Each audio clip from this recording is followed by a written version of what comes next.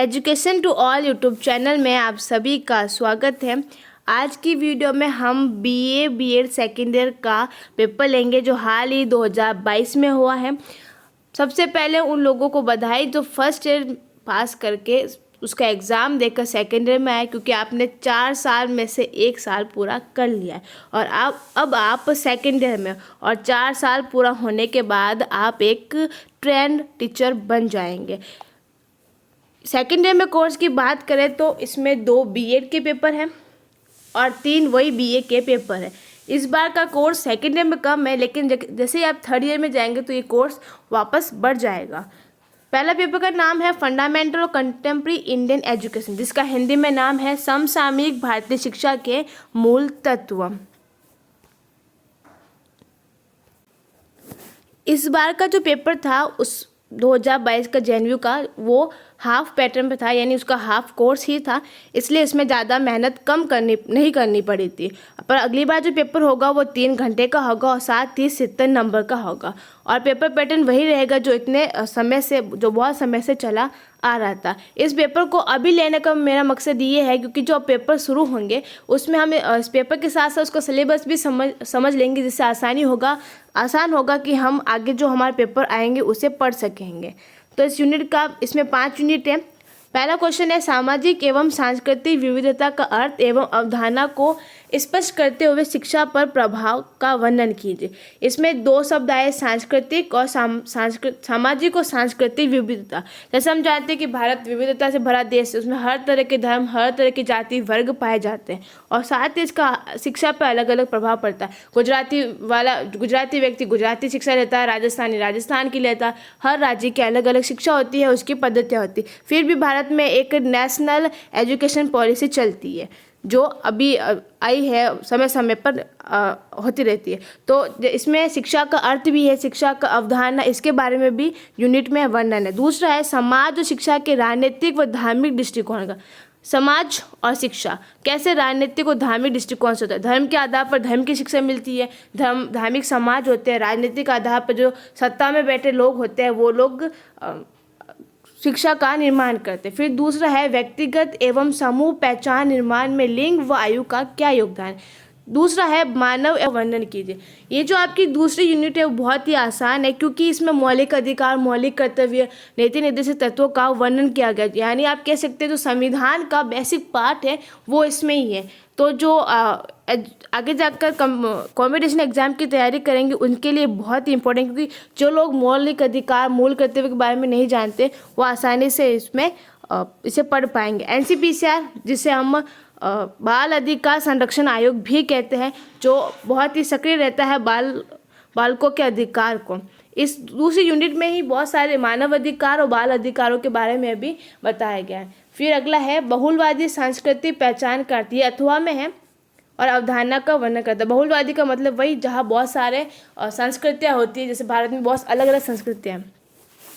इसके अथवा में संविधान की विशेषता, जैसे कि हम जानते हैं हमारा संविधान लंबा है, हमारे संविधान में संसदीय व्यवस्था है, मौलिक अधिकार, मूल कर्तव्य। जो ये पॉलिटी का पार्ट है, हम कह सकते हैं कि इसमें क्या है, पॉलिटी आती है सेकेंड यूनिट में।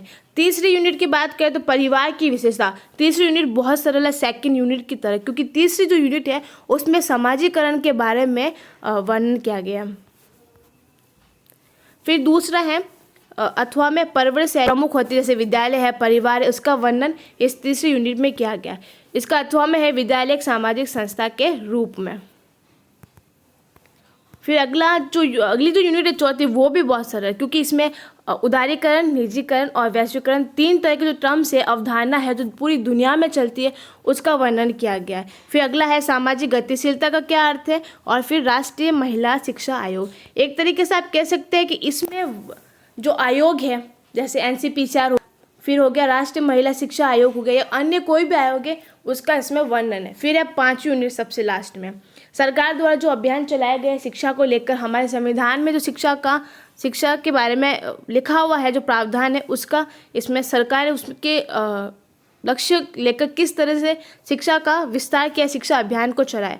तो सरकार द्वारा चलाया गया है एक अभियान सर्व शिक्षा अभियान का विस्तार से वर्णन, यानी कब चलाया गया, इसकी प्रकृति क्या है, इसके उद्देश्य क्या है, कितना लक्ष्य पूरा गया, यानी विस्तार से इसके बारे में बताना है। फिर है बुनियादी शिक्षा के गुण, ये महात्मा गांधी द्वारा स्वतंत्रता आंदोलन के समय दिया गया। तो फिर है शैक्षिक अवसरों की समानता।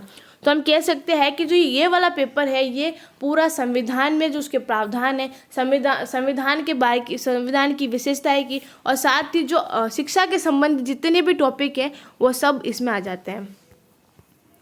अब दूसरा पेपर है इसमें बीएड का। ये पेपर सेकंड है। इसका भी पेपर पैटर्न वही है, 3 घंटे और 70 मार्क्स।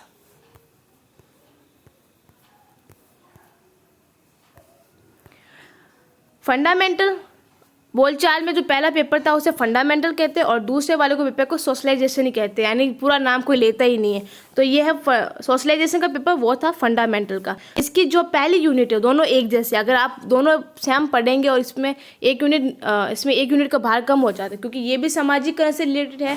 इसकी प्रकृति और प्रक्रिया संस्थाएं भी पूछ सकता है कभी। फिर दूसरा अथवा में दिया हुआ है कि विद्यालय मूल निर्माता के रूप में और सामाजिकरण के संदर्भ में समुदाय के कार्यों का वर्णन कीजिए, फिर कार्यों को स्पष्ट कीजिए। फिर इसकी यूनिट दूसरी है पहचान बनाने का अर्थ, वो पहचान बनाने में तकनीक की प्रभाव की भूमिका। ये वाला पेपर थोड़ा हार्ड है, क्योंकि इसकी जो दूसरी तीसरी यूनिट है वो बहुत ही हार्ड टाइप की है। बच्चों के आत्म प्रत्यय पर संक्षिप्त टिप्पणी लिखी है, यानी संप्रत्यय मतलब खुद की पहचान बनाना, खुद का अर्थ बनाना।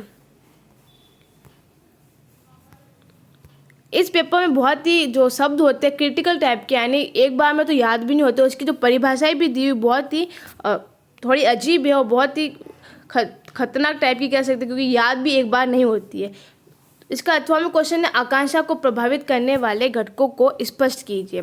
फिर तीसरा है पहचान। इस पेपर में पहचान का बहुत बड़ा महत्व है। हर यूनिट में से कोई ना कोई पहचान का भूमिका, पहचान बनाने में खुद की भूमिका कैसी होती है वो सब।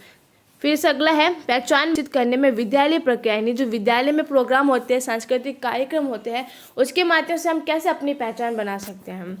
फिर उसके अथवा में है मानवतावादी पहचान विकसित करने में विद्यालय की भूमिका। मानवतावादी का मतलब जो हम अच्छे कार्य करते हैं, सहयोग करते हैं, ईमानदारी से अपना काम करते हैं, ये सब मानवता के गुण होते हैं, लोगों की मदद करते हैं। फिर इसका अथवा में अध्यापक शिष्य के संबंध पर प्रभाव डालने वाले कारक, अध्यापक शिष्य यानी हम और हमारे टीचर। फिर अथवा इसकी चौथी यूनिट है सामाजिक जटिलता। इसका चौथी जो यूनिट है उसका सब्जेक्ट यही है सामाजिक जटिलता। फिर इसमें लिखा हो कि आप क्या समझते हैं, इसकी अवधारणा को स्पष्ट कीजिए, क्या भूमिका होती है। और दूसरा क्वेश्चन है इसका सामाजिक जटिलताओं के मुख्य कारणों का वर्णन कीजिए।